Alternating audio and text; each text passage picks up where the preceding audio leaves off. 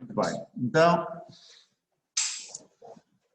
vocês já tínhamos falado, não é, que podemos ter os pontos de implantação pontual, linear ou em mancha.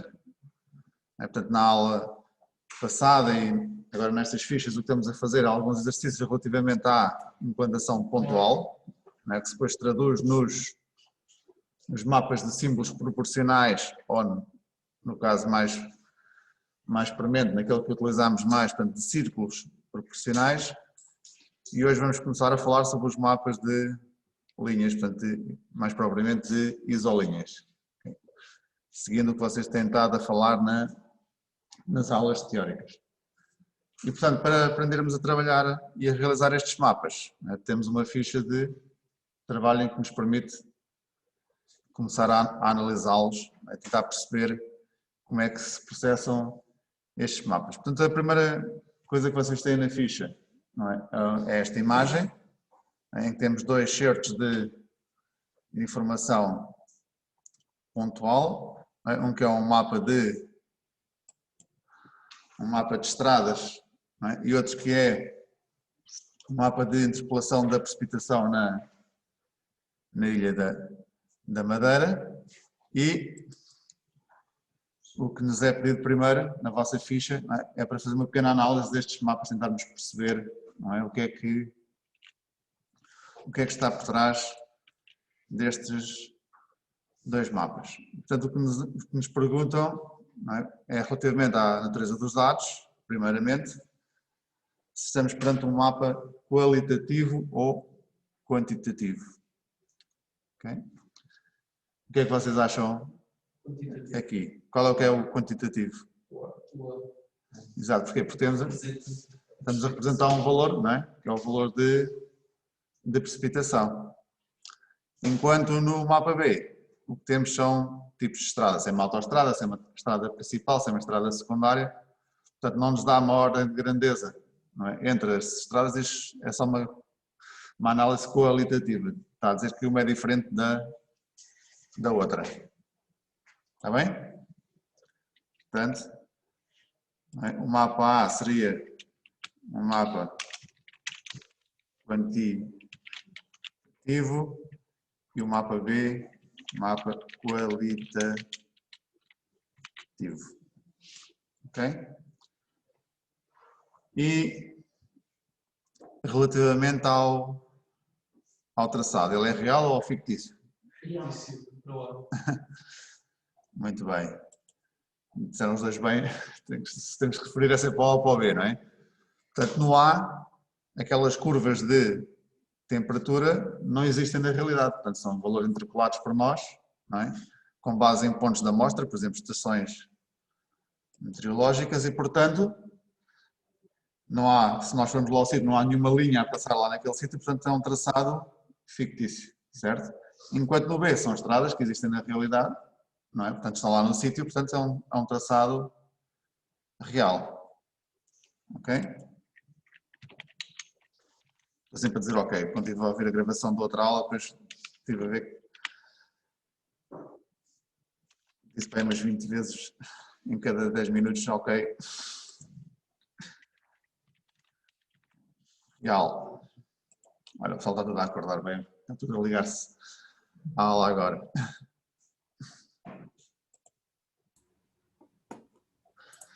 Depois, esta parte é uma parte já mais técnica, não é?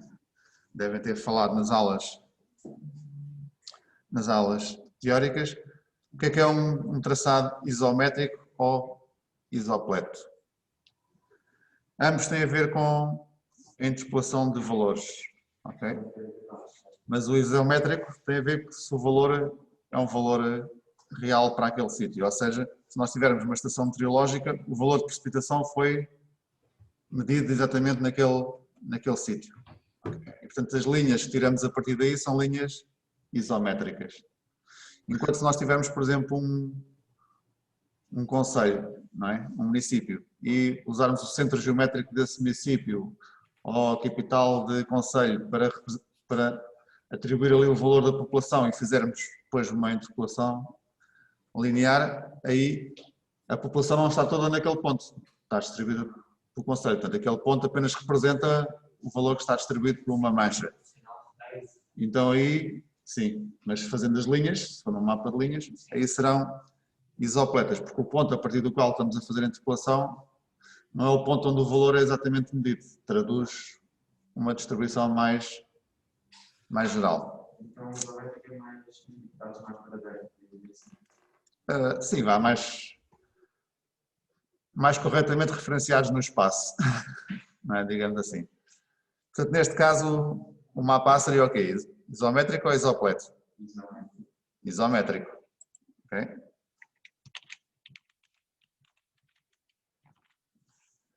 E no mapa de estradas? Exato. Vou pôr-me aqui preguiçoso. Okay? E a equidistância? A equidistância, não é? É a distância de valor entre as linhas, não é? Entre as isolinhas. Normalmente mantemos uma equidistância física fixa nos mapas, não é? em que fazemos. Qual é a equidistância no nosso mapa da precipitação?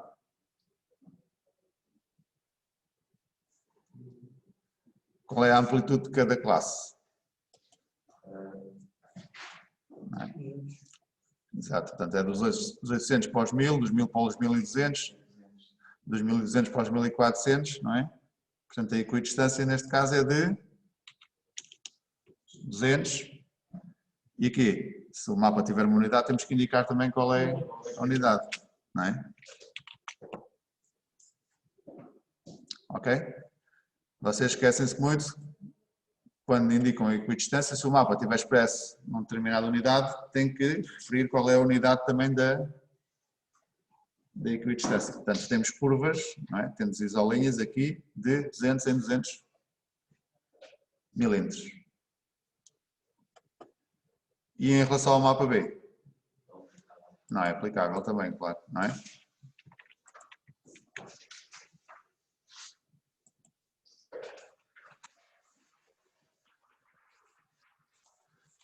Portanto, temos aqui a nossa análise do nosso mapa. E passando para o ponto seguinte, como é que podemos fazer um mapa do tipo do mapa A, não é? Porque do mapa B, não é? É um traçado, não é? Existente, portanto, no fundo seria só o levantamento do terreno, não é? Passar para o mapa aquilo que existe no terreno. Como é que podemos criar um mapa do estilo do mapa A? Ou seja, através da interpolação temos pontos da amostra, não é? Pontos em que nós sabemos qual é o valor que existe lá mesmo no terreno, naquele sítio. Por exemplo, estações meteorológicas, neste caso aqui, como é que nós podemos, não é, estimar, não é, o que ocorre, não é, no resto do território. Há vários métodos para fazer isso, chamam-se métodos de interpolação, não é? Através de dois valores da amostra nós percebermos o que é que ocorre entre eles, não é? O método mais simples, que é o que nós vamos desenvolver aqui, é um método de interpolação linear. É através da diferença linear entre os elementos da amostra estimar o que é que ocorre no intermédio. Depois, com o avançar do curso, vocês vão ver que há outros métodos também mais complexos que podemos desenvolver. Então, como é que funciona o método de interpolação linear? E vocês têm aqui o exemplo da ficha. Vamos supor que isto era um levantamento de terreno que vocês já tinham, para dar só um exemplo prático, em que foram recolhidas amostras, não é, de forma sequencial, com a mesma distância, e que estes valores, por exemplo, são cotas de terreno. Não é?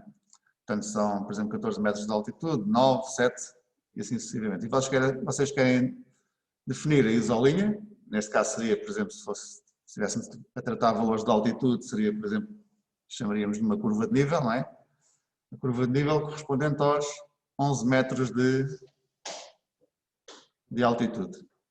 Okay? Como é que passam aqui, como é que eu poderia traçar aqui as curvas de nível do valor 11? Então, o que é que nós temos que fazer? O nosso primeiro passo é ver se, não é, dentro das nossas amostras, do que nós levantamos, existem mesmo valores de 11, certo? E, efetivamente, pode não haver, não é obrigatório, mas, efetivamente, na nossa amostra, no nosso levantamento, houve um conjunto de valores de 11, ok? À parte destes valores que existem mesmo nos elementos que nós recolhemos, por onde é que poderá passar uma linha com o valor 11? Temos que identificar esses locais também. Temos que fazer aqui, se eu tenho um ponto que tem valor de 9, por exemplo, 9 metros de altitude e outros com 14, entre os dois poderá passar a linha dos 11 metros de altitude, certo? Mas entre os 9 e os 8 já não pode passar. Portanto, aí, a seguir temos que identificar, peço desculpa, todos os locais, não é, onde a linha dos 11 metros, neste caso, quando estávamos a trabalhar com cotas do terreno, poderia passar.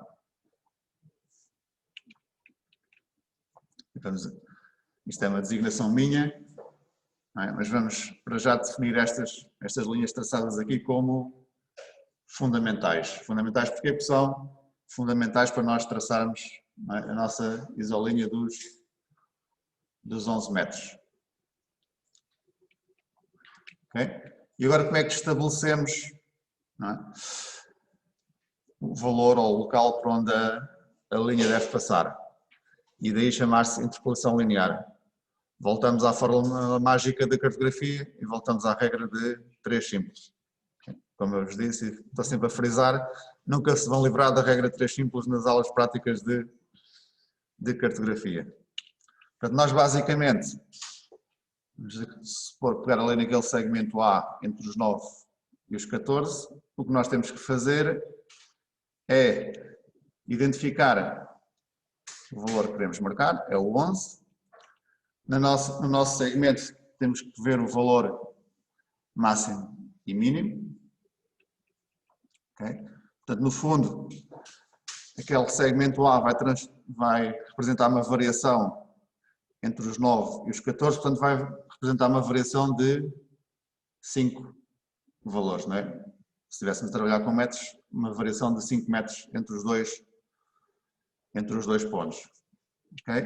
E nós queremos representar a linha dos 11 como o nosso ponto mais baixo está nos 9, quer dizer que faltam 2 metros para os 11.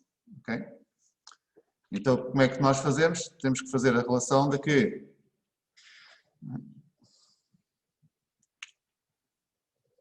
se a variação de 5 valores tem 2,21 centímetros, okay? E como é que isso eu vi no PowerPoint, na vossa folha pode ser diferente, eu usando o PowerPoint vi que as propriedades desta linha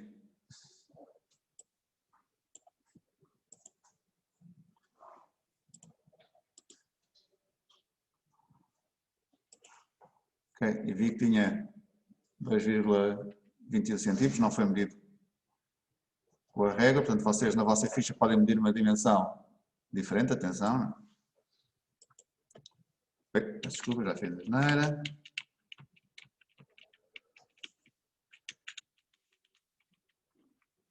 Portanto, se uma variação de 5 metros é traduzida por 2,21 centímetros, então apenas 2 metros vai ser por x, ok? E temos que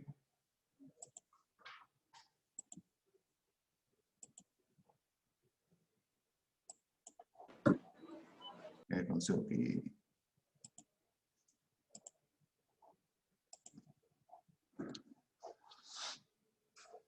temos que o comprimento então seria de 0,88 centímetros, certo? Já que estamos a trabalhar em centímetros. E, portanto, o que é que isso nos dá? Dá-nos que o nosso novo segmento, a partir do 9, não é, que é o valor mais baixo, a partir do qual nós marcamos a distância, temos que marcar 0,88 centímetros e temos o ponto por onde passa a nossa linha dos 11 metros. Então esse 0,88 é o comprimento de... Se do 9 para o 14 são 2,21, significa que do 9 para o 11, nesta linha, são 0,88 centímetros. Portanto, nós temos que medir depois com a régua, a partir do 9 para a frente, 0,88 centímetros para sabermos o ponto onde passaria a linha com o valor 11. Daí chamar-se interpolação linear, porque é só com a base na distância e com a diferença dos valores, dos pontos de amostra. Okay? E, portanto, teríamos que fazer regras 3 simples para todos estes segmentos que temos aqui a verde marcados como fundamentais. Okay? Eu confesso que fui preguiçoso e fiz mais ou menos a olho, e, portanto, se vocês depois é capaz de dar um bocadinho diferente na ficha. Mas neste método de interpolação teríamos que fazer a regra 3 simples para todos eles e, claro, mantínhamos os pontos que já tínhamos de início, que eram os valores da amostra. No valor 11 existia mesmo. Portanto, temos identificados os nossos pontos, portanto, por onde a nossa isolinha tem que passar. Ou seja,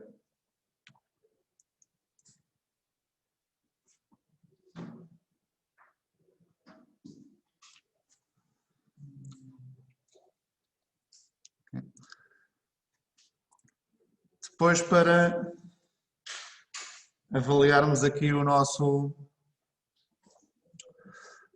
exemplo, temos também de ter em consideração, não é, algumas regras que são importantes, como o facto das isolinhas não se poderem cruzar, portanto a linha com o próprio valor não se pode cruzar, não pode cruzar outras linhas com outro valor diferente, não é? E não podem estar perdidas no espaço, portanto não pode haver uma linha que começa no meio do nosso mapa e depois desaparece, portanto elas têm de ter um princípio e um fim, nem que seja um princípio e um fim que elas se fecham sobre si próprias.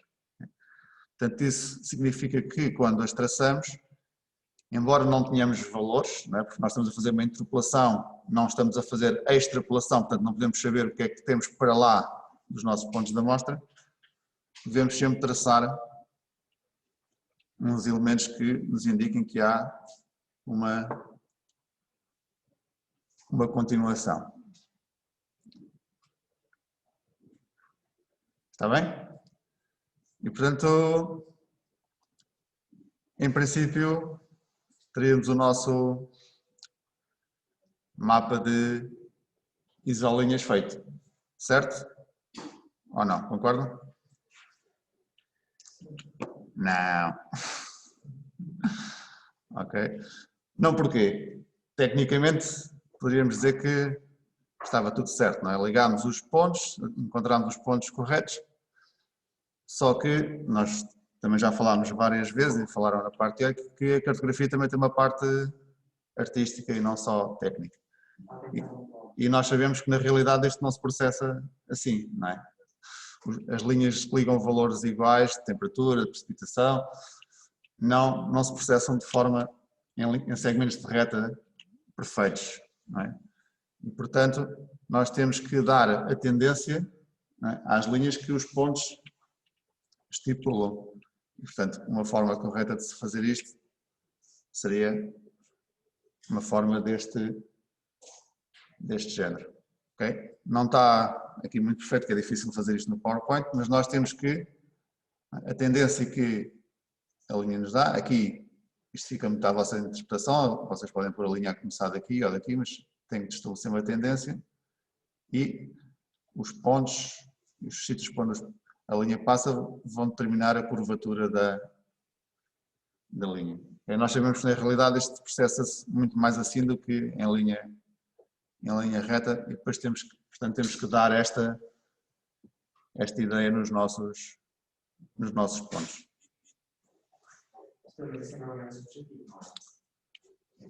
São linhas fictícias, não é?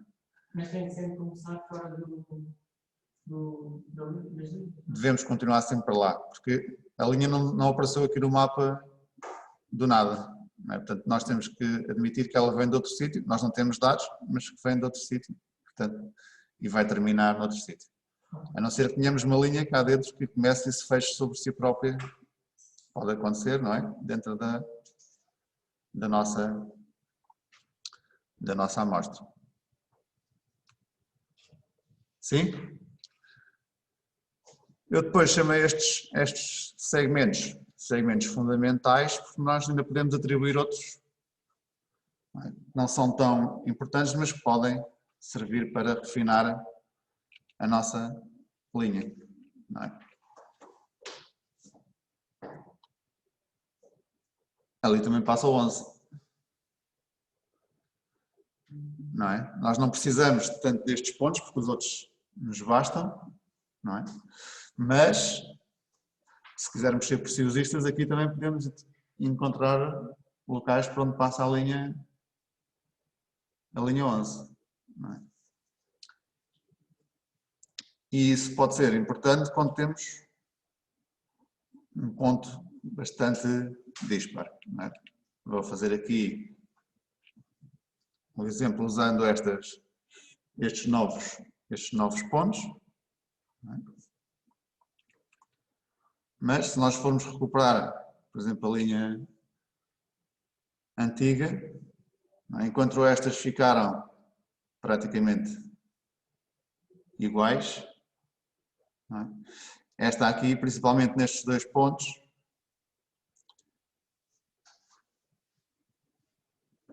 estes dois novos pontos vão alterar muito a forma da linha. Ou seja, portanto, em princípio, quanto mais pontos de amostra utilizarmos, não é? Mais parecida com a realidade, entre aspas, já que é uma linha fictícia, fica a nossa isolinha. Porquê? Porque vamos introduzir estas nuances, não é? Que de outra forma não existiria. Ambos estão corretos, mas esta nova versão está mais refinada, mais detalhada, porque recorremos a mais informação.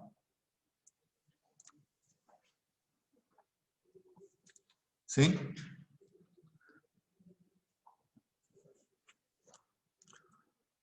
O principal erro deste tipo de exercício, nós costumamos encontrar nas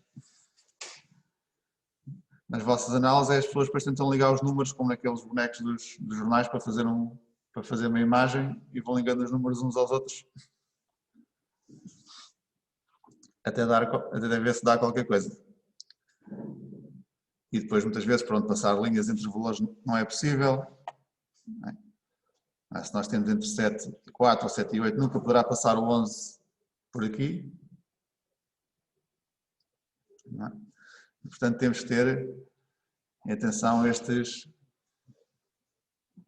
todos estes pressupostos para realizar um mapa de isolinhas. E volto a frisar por interpolação linear, ou seja, através de cálculo matemático. Dúvidas? Em casa também não?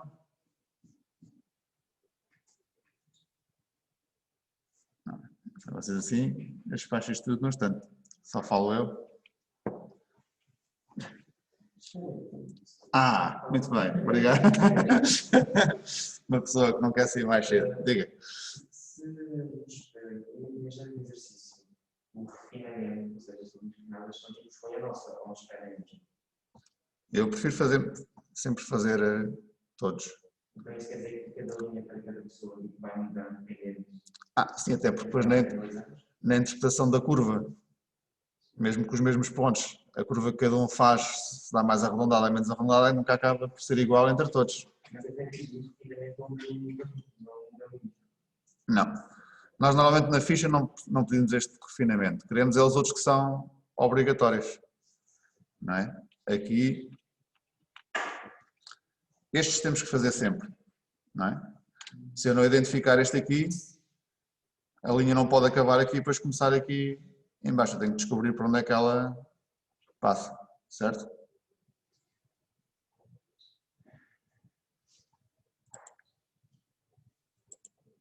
Não é? Aqui, entre o 7 e o 12, se eu não identificasse esta linha e este ponto, esta curva chegava aqui e interrompia, e depois ia começar aqui e continuaria para baixo. Este é um ponto, um segmento fundamental. Este também, este aqui, tem de saber quando a linha passa, igualmente todos os outros. Enquanto os outros, os que eu chamei de refinamento, mas isto é uma designação minha, não é? Provavelmente não vou encontrar em mais lado nenhum, estes só servem para optimizar o resultado. Eu consigo traçar a linha sem eles. O que acontece quando vou usá-los é que, teoricamente, não é? O traçado fica mais aproximado da realidade. Eu digo teoricamente, já que continua a ser um traçado fictício. Sim?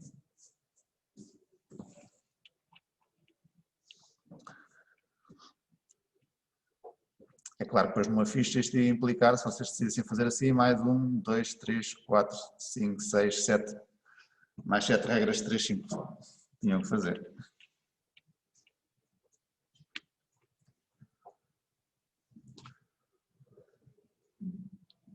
O outro método é o método de interpolação interpretativa, ou seja, vocês não fazem contas, é apenas uma estimativa visual de onde é que vão passar as linhas.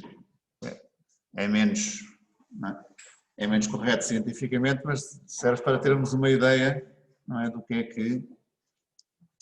como é que o fenómeno se distribui pela superfície. E, portanto, como é que podemos fazer essa análise? Então, os primeiros passos, ou mesmo o primeiro passo, é identificar qual é o valor mais elevado na nossa amostra, e o valor menos elevado, portanto, os extremos da nossa amostra. Neste caso, temos aqui valores de temperatura média e máxima em agosto, não é? Por acaso não temos valores muito altos. Portanto, temos um valor de 30,5 graus Celsius aqui, não é? Que é o valor mais elevado, não é? E o valor mais baixo que encontramos, espero que não me tenha enganado, é aqui, junto a Peniche, de 20,5. Certo? Portanto, temos que identificar quais são as isolinhas, não é, que vamos marcar. Um conceito que normalmente adotamos para facilitar os cálculos é que as nossas isolinhas correspondem a valores inteiros. Portanto, evitamos desenhar, por exemplo, uma isolinha de 10,5 metros ou 12,5 graus Celsius. Portanto, normalmente utilizamos valores inteiros para as isolinhas. E, portanto, não representaríamos 20,5, mas 20 ou 21, por exemplo, não é? E da mesma forma, não representaríamos 30,5, mas sim 30 ou 31. Mas eu poderia representar 31? Poderíamos representar aqui uma isolinha de valor de temperatura com 31 graus Celsius? Não, porque não existe. Não, porque o valor máximo é 30,5. Portanto, nós temos que fazer interpolação, não extrapolação. Portanto, temos que ter sempre um valor alto e um baixo a balizar a nossa interpolação para calcularmos o valor intermédio. Não é? Portanto, calculamos sempre um valor que está situado entre dois outros valores. E, portanto, o máximo que poderíamos calcular seria os 30, não é? Correto? E qual seria o mínimo? 20. Será?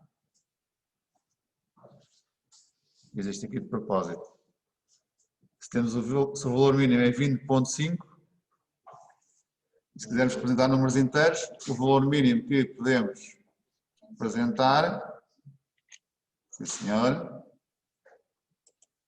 o que é que se passa aqui? Deixa eu ver. Acho que já respondi. Mas já lá volto atrás daqui a bocado. Ok? Deixa eu ver se eu consigo tirar isto aqui.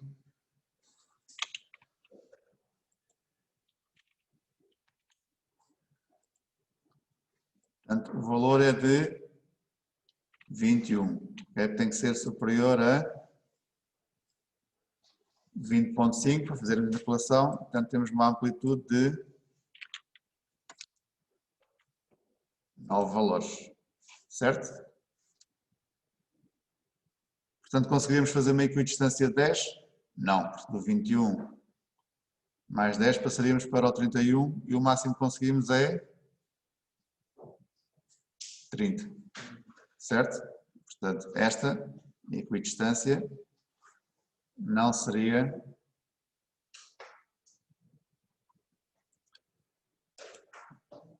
possível. Se fosse de 5 metros, passaríamos a ter 21, 26 e 31 já não seria possível, certo? 2 em 2, 21, 23, 25, 27, 29 e o 31 já não seria possível. Ok? Portanto, tínhamos estas opções. Poderíamos continuar, podíamos experimentar fazer de 1 metro em 1 metro. Depois aqui é que entra em ação a nossa sensibilidade. Se achamos que só 2 linhas são pouco, 5 seria ideal, ou seriam demais, ou se tivermos as 9 de 1 metro em 1 metro, se não ficará demasiado denso para o nosso mapa, depois escolhemos com base, não é? No aspecto que queremos que o mapa tenha, o mapa final, ou seja, tenha um aspecto mais densificado, com mais linhas, se nos interessa, não é?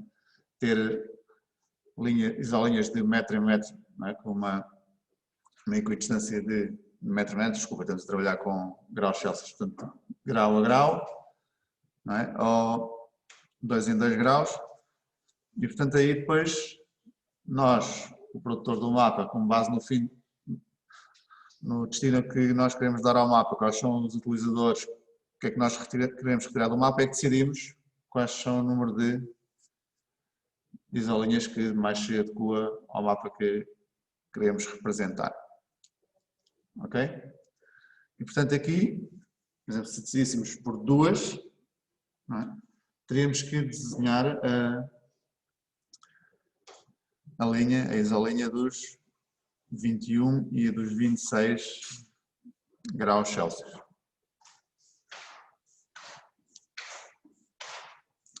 E portanto seria, como é o método interpretativo, nós tínhamos que ver onde é que passaria esse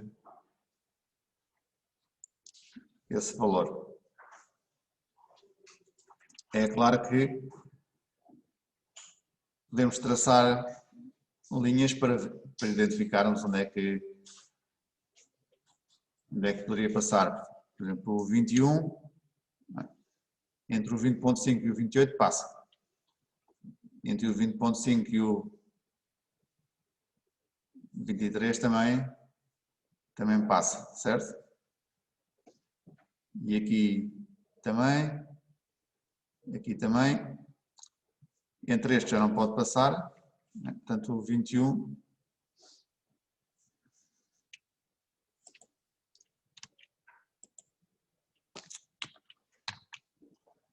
seria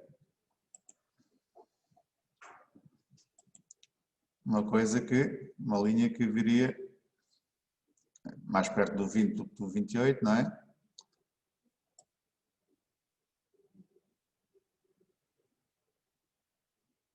Pois aqui poderia sair, mas temos outra cá em baixo e o 21 também deve estar daqui a 20 a 23, seria para aí um terço, portanto sairia aqui, mais ou menos.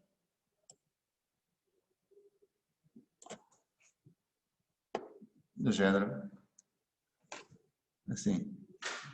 Portanto, o método interpretativo, nós não fazemos contas com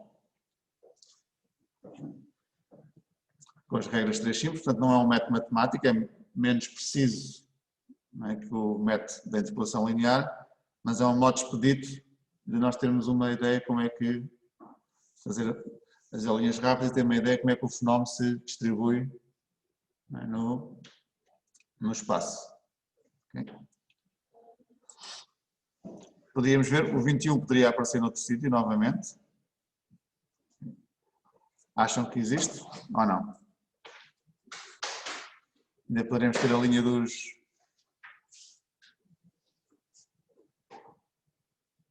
Se calhar, como não sabemos muito mais dados ao campo do esquerdo, se calhar os 23 e Sim, mas por exemplo, entre o 20.9 e o 23.7 pode passar. não, mas o outro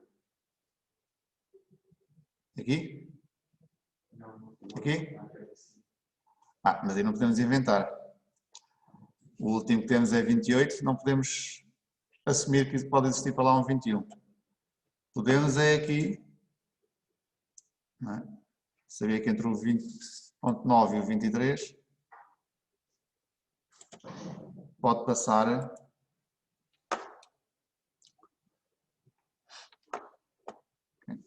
aqui um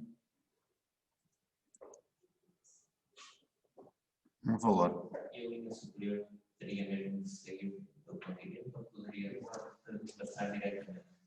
Este é difícil de decidir. Se nós imaginássemos uma linha que liga aqui, não é? E não tendo aqui valores, poderíamos assumir que possivelmente esta linha vai mesmo ligar àquela. Mas como nós não sabemos onde é que liga, ou a não ser que fizéssemos uma coisa assim, assumíssemos uma coisa assim também.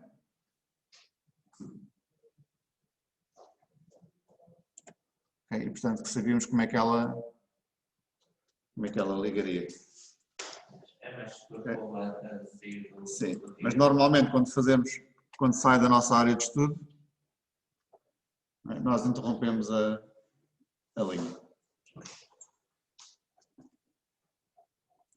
Mas como disse, isto é um caso, mesmo quando fazemos interpolação linear, tem sempre uma parte de interpretação por parte da pessoa que realiza o mapa e, portanto, tecnicamente também não estaria totalmente errado. Mas, em termos de regras cartográficas, quando saímos da área de estudo, interrompemos a linha.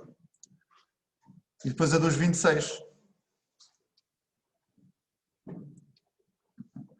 Entre os 20 e os 28 passa, entre os 23 e 28 também, 23 e 26. Portanto, é qualquer coisa que virá por aqui, passará aqui pelo meio, passa muito perto deste que é 26. Não é? E depois... Não pode passar aqui.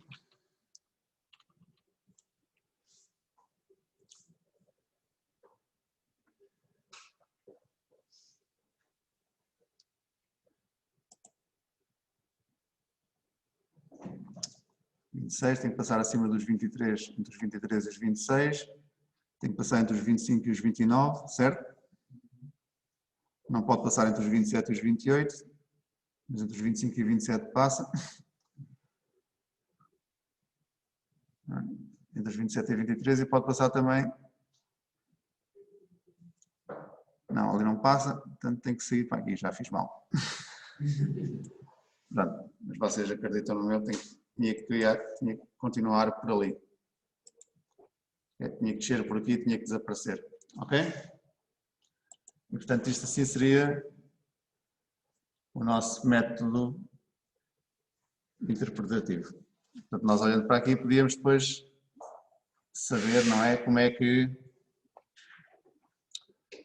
identificávamos, não é, a linha, como é que ela se distribui no espaço. Depois como é que daríamos valor a estas linhas?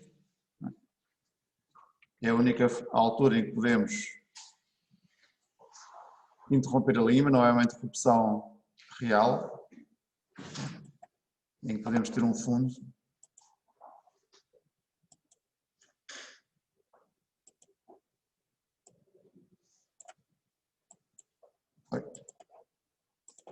Minha capacidade para o desenho é extraordinária.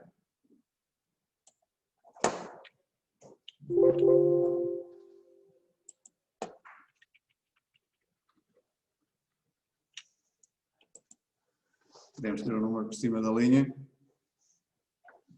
Vocês já devem ter visto, por exemplo, nas curvas de nível, esta situação. É a única altura em que podemos ter uma interrupção, mas não é uma interrupção real, é só quando pomos o valor para o utilizador, para o leitor do mapa, perceber qual é o valor que está representado nessa isolinha. E há regras na apresentação desse valor, portanto, os valores têm que estar nessa posição ou pode estar em cima ou embaixo? Sim, depois tem... Não, ou seja, com essa inclinação ou pode estar direito? Normalmente, em termos cartográficos, damos a inclinação da linha. Agora, a posição sobre a linha depende do sítio. Às vezes, até quando temos mapas muito grandes, repete várias vezes ao longo da linha. Não? Aqui não vale a pena termos um 21 aqui e outro aqui em cima, porque o leitor consegue perceber logo toda a extensão da linha. Não é? Mas se tivermos um mapa muito complexo, com uma grande extensão e com muitas linhas, podemos pôr várias vezes o valor da isolinha em várias partes do mapa. Sim? Portanto, uma parte que vocês gostam mais, que é mais artística, e tem de fazer menos contas, mas menos precisa, e um método mais matemático, mais exato, mas que nos obriga a um conjunto de cálculos para cada ponto de passagem. Isso depois vai disponibilizar o PowerPoint. Sim, o PowerPoint e o vídeo também. Só para responder aos vossos colegas lá de casa que estavam aqui com a dúvida, como é que eu cheguei aqui? Portanto, neste segmento A, eu compreendi que a variação era de 5 metros, ou de 5 valores, já que não temos aqui agora nenhuma unidade especificada, porque vamos do ponto 9 para o 14, portanto 9 para 14 são 5, e vocês em casa têm que medir a distância que vai de um ponto ao outro sobre o vosso mapa. Eu aqui fui apenas ao PowerPoint ver qual era a dimensão do segmento e vi que ele tinha 2,21 centímetros. Volto a frisar na vossa ficha, medindo com a régua sobre a folha de papel, não sei se esta é a dimensão exatamente igual à que está aqui.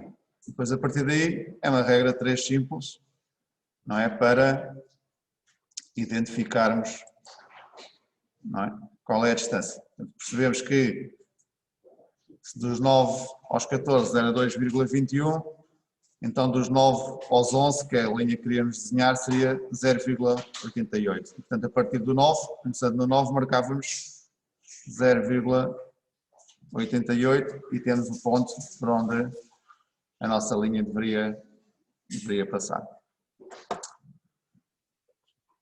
Okay, tem alguma...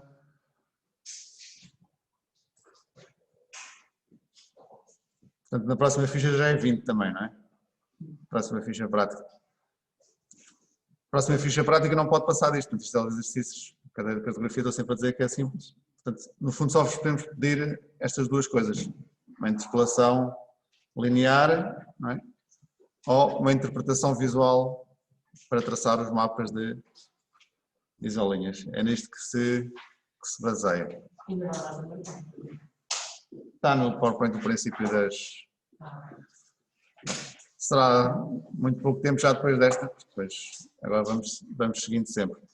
Portanto, o meu conselho, tentem realizar este, vejam o PowerPoint 2 e o vídeo 2, depois vai ser disponibilizado mais uma ficha com mais 2 exemplos para testarem também em casa, e se tiverem dúvidas não tenham problemas em dizer, está bem? Na próxima aula ou por e-mail, ponham as vossas dúvidas,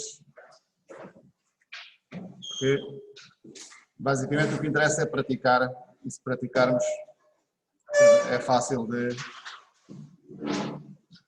fazer este tipo de exercícios.